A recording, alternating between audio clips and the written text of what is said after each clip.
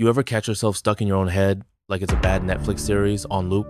You replay a conversation from yesterday like it's the season finale, analyzing every word, every pause, every eyebrow twitch. That, my friend, is overthinking. And we all do it. Maybe you're trying to decide if you should text back now or wait 27 minutes to seem cool. Or maybe you're still wondering if your thank you email from last week sounded weird. Either way, welcome to the Thought Spiral Olympics. The first step to stop overthinking is recognizing when it's happening. It shows up when a 2-minute decision takes 2 hours, or when you're trapped in mental simulations of conversations that may never happen. You're not weird. You're not broken. You've just got an overactive brain trying to keep you safe. But once you notice it, really catch it in the act, you can actually do something about it. And that's where the real shift begins. So why do we overthink in the first place? I mean, seriously, who asked for this feature? The truth is, overthinking is your brain's weird way of trying to protect you.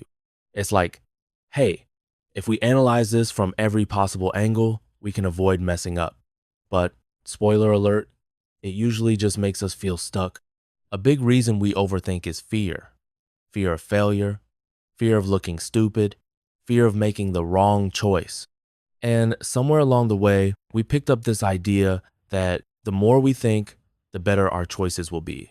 Like we're solving a life puzzle and just need one more mental flip to find the answer. But thinking more doesn't always mean thinking better. Sometimes it's just your anxiety in a lab coat pretending to be helpful. And perfectionism? That little gremlin tells us that anything less than flawless is failure. So we get caught in this loop, chasing clarity that never quite arrives. But once you understand why it's happening, you can stop blaming yourself and start taking back control. All right, now that you know what overthinking looks like and why it shows up like an uninvited guest, let's talk about breaking the loop. Because let's be real, awareness is great, but if you don't do something different, your brain just keeps spinning like a broken record. First move, name it. When you catch yourself spiraling, literally say out loud or in your head if you're around people, I'm overthinking. That simple label creates distance between you and your thoughts. Next, interrupt the pattern physically. Stand up, clap your hands, do 5 jumping jacks, whatever breaks the brain's hamster wheel. Not into random aerobics? Try this. Set a timer for 5 minutes. Give yourself full permission to overthink, but only inside that tiny box. When time's up, boom, you're done. And one of the most underrated tools? Writing it down. Seriously, your thoughts seem massive when they're bouncing around your head, but they lose their power when they hit paper. Suddenly, it's not a storm, it's just a list.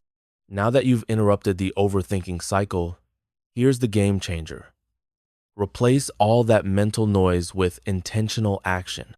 Because overthinking thrives in stillness when you're sitting, waiting, hesitating. But action, even small, messy, awkward action, that's the kryptonite. Start by embracing the idea of good enough.